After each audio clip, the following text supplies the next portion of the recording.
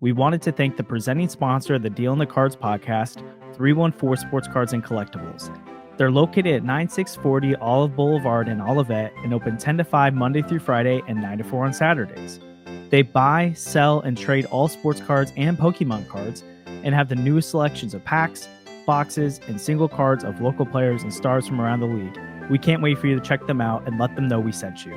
Number 20, left-hand pitcher, Ixan Henderson. Henderson was the Cardinals' 8th-round selection in the 2023 MLB Draft. He pitched 3 seasons at Fresno State, posting a 4.18 ERA over 202 1/3 innings, while striking out more than 10 batters per 9 innings. Henderson is a quality mover on the mound and throws from a lower 3/4 arm slot. Despite the slot, he generates solid ride on his fastball, which averages 16 inches of induced vertical break from a 5.6-foot vertical release height. The pitch sits around 91 to 93 miles an hour with 10 inches of arm side run. While the velocity isn't overwhelming, the pitch plays up due to his deception, and I believe it's its best offering. Henderson's changeup and sweeper project as his top secondary pitches, though his usage of them is almost exclusively limited depending on handedness. Last year, his curveball was his most effective secondary, but it sits around 74 miles an hour with a fairly pedestrian two-plane shape. In the Arizona Fall League, Henderson introduced an 88-mile-an-hour cutter, adding a more gyrocentric pitch to help bring his east-west mix together.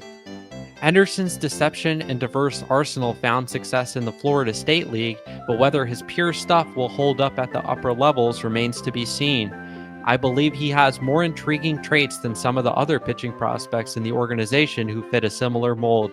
If starting pitching doesn't pan out, there should be enough in his profile to transition into a relief role if needed. Number 19, infielder Cesar Prieto.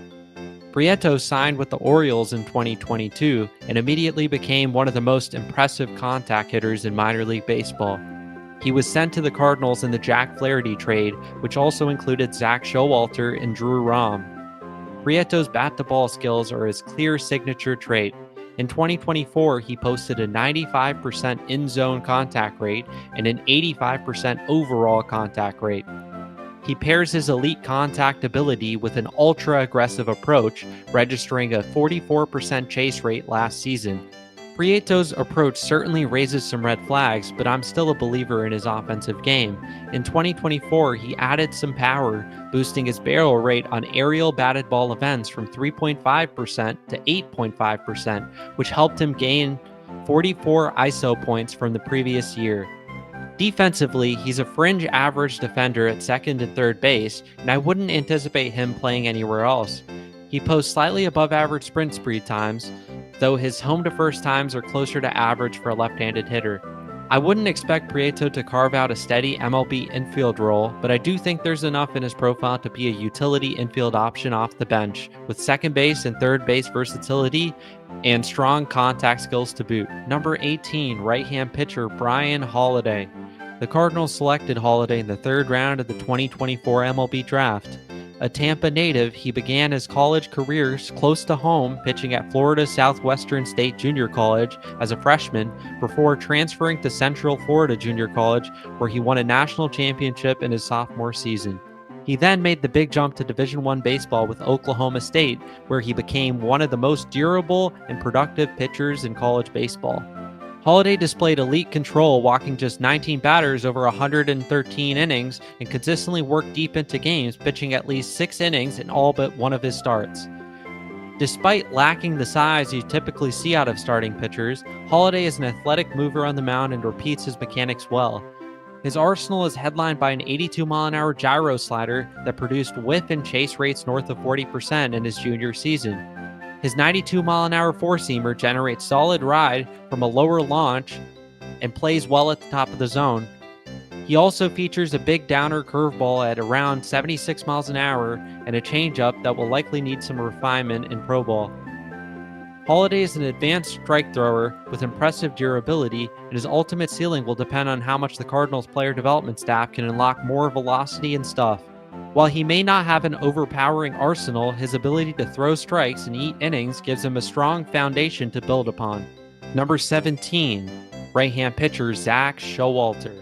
The The Cardinals acquired Showalter in the trade that sent Jack Flaherty to the Orioles at the 2023 trade deadline. He was an intriguing prep prospect in the 2022 draft and signed an overslot bonus in the 11th round with Baltimore. Showalter is an elite athlete who gets into an incredibly low launch position with his delivery, pairing it with a low 3/4 arm slot. He hides the ball well and throws what is essentially an invisiball with his riding four-seamer.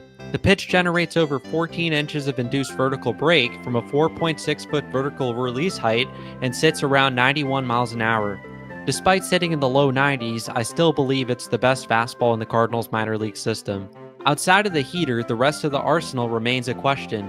He throws a 77-mile-an-hour sweeper with 14 inches of glove side movement and an 86-mile-an-hour changeup, but neither has shown the ability to be consistent secondary offerings just yet. Showalter's invisiball heater gives him the potential to be a high-leverage option out of a bullpen, but refining his command and hopefully adding a bit more velocity will be key to fulfilling that upside.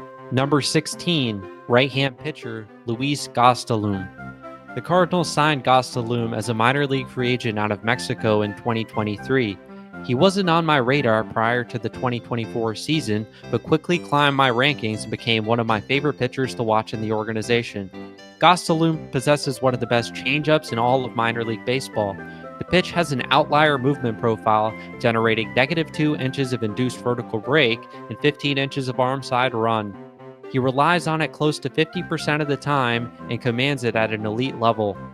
Gastelum's fastball is mediocre at best with a two-plane shape, and he leans heavily on his changeup for it to be semi-effective. He also throws a mid-80s gyro slider that has some potential due to his spin traits, but his feel for the pitch has been inconsistent, and it's almost exclusively used against righties. He'll mix in a low 80s curveball on occasion as well. Gastelum's calling card is undoubtedly his extraordinary changeup, and I expect it to carry him to the major leagues. Whether he has or even needs enough beyond that pitch to handle high-leverage innings remains to be seen, but I feel confident in him carving out a stable role in a big league bullpen. Number 15, right-hand pitcher Darlin Saladin. Saladin burst onto the scene in 2024 as one of the Cardinals' breakout pitchers in their organization. He signed with the Cardinals in 2019 out of the DR, and after spending his first 3 seasons in the DSL in the complex, he finally got his extended run in full season ball and flourished. Saladin has one of the best fastballs in the organization. The pitch generates 16 inches of carry, which seems mediocre, but when factoring in his 5.5-foot vertical release height, it becomes pretty special. Saladin throws from a high 3/4 arm slot, but gets himself into a very low launch position. Not only does his fastball grade out well in a vacuum, but Saladin possesses the best fastball command in the organization. The pitch is consistently in the top third and often in the shadow zone where hitters can't do anything against it. He also throws an 81-mile-an-hour bullet slider and a mid-80s changeup, the latter being the more intriguing offering, though both are at least fringe average at the moment. The lack of a true bat-missing secondary limits the profile a bit, but there are starter traits here, and if not, I think he could fit nicely as a middle relief option. Number 14, right-hand pitcher Gordon Graceffo. Graceffo was the Cardinals' 5th-round selection in 2021 out of Villanova. After experiencing a noticeable velocity jump early in his pro career that led to a dominant 2022 campaign, inconsistent velocity has plagued him over the past 2 seasons. Graceffo throws 3 serviceable platoon-neutral secondaries alongside a below-average 92 to 93 mile-an-hour fastball. Even if his velocity gets back to 2022 levels, his secondaries will ultimately determine his success. His fastball saw around 50% usage in 2024, and I'd like to see that number come down, regardless of whether he can get back to sitting around 95. His slider is a bullet shape that sits around 85 miles an hour and was far more effective when his fastball had more life. He also throws a 12-6 curveball with advanced feel, sitting around 80 miles an hour with above average spin rates. His arsenal is rounded out by an 84-mile-an-hour changeup, which is almost exclusively used against lefties. The pitch has mediocre vertical deviation and about 7 inches of horizontal separation from his fastball. 2025 will be a make-it-or-break-it year for Graceffo's chances of sticking as a starter. If he can add a few ticks of velocity and cut down his fastball usage in favor of his secondaries, there's still a path to him becoming a back-end rotation piece. Otherwise, I like his potential out of the bullpen. Number 13, outfielder Matt Koperniak. Koperniak was an undrafted free agent in 2020 out of Division III Trinity College. Over 4 seasons in college, he slashed .374, .464, .587 while striking out just 34 times in 106 games. Had it not been for the shortened 2020 draft due to COVID, he almost certainly would have been selected. He initially planned to transfer to Kansas State for his final year of eligibility, but instead opted to sign with the Cardinals as a free agent. Since joining the organization, all Koperniak has done is hit. In his first professional season, he jumped 3 levels while maintaining his plus bat-to-ball skills he showcased in college. After steady production in AA and AAA, Koperniak was poised to take the next step up in his development heading into 2024. Over the offseason, he went through a bat speed program and made significant gains. His hard hit rate and barrel rate jumped from 32.5% and 4.1% respectively to 43% and 6.8%. A game changer for him, especially given his opposite field approach. Koperniak fits best defensively in a corner, though his athleticism should allow him to handle center field in a reserve role. I like his chances of carving out a role as a 4th outfielder, but I don't think it's out of the question that he could develop into a starting caliber corner outfielder. Number 12, right-hand pitcher Chen-Wei Lin. The Cardinals signed Lin in 2023, making him the first player ever signed out of Taiwan in franchise history.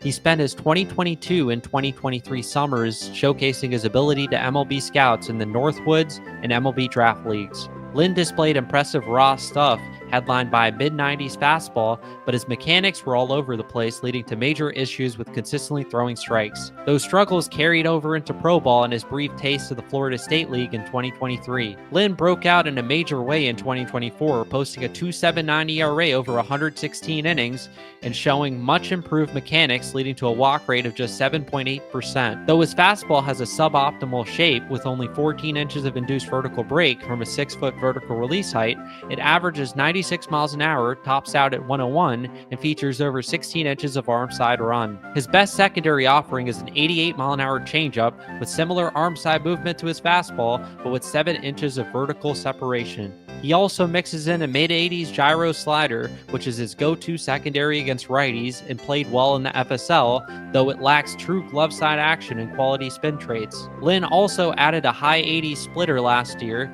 a pitch he used sparingly but has potential. Lin's control inside the strike zone and velocity give him a solid foundation to build upon, but improving his secondaries will be key to fulfilling that upside as a potential mid-rotation starter. Number 11, right-hand pitcher Sem Robberse. Robberse was the centerpiece of the Jordan Hicks trade at the 2023 trade deadline. Originally signed by the Blue Jays out of the Netherlands in 2019, he quickly climbed their system. Robberse has consistently been one of the younger players at every level he's played in, yet he's managed to hold his own against older competition. Robberse's stuff isn't overpowering. His fastball sits in the low 90s with below average shape, but he makes up for it with a pair of exciting offerings in his sweeper and changeup. His changeup is his primary pitch against lefties, tunneling well off his fastball despite only a 4 mile an hour velocity drop. In 2024, Robberse adjusted his four-seam fastball shape, giving it a more distinct cut-ride profile. Paired with his cutter, changeup, and sweeper, this gave him a more effective arsenal against lefties. His sweeper is his go-to pitch against righties, but his cutter and four-seamer made up nearly 60% of his usage, neither of which profile particularly well against same-handed hitters. He's experimenting with a sinker in spring training, and I'll be interested to see how it plays at AAA. Robberse is a polished righty with 2 above-average offerings, but whether he has the stuff to stick as a major league starter remains to be seen. If starting doesn't pan out, his advanced breaking and off-speed pitches should make him a solid middle relief option.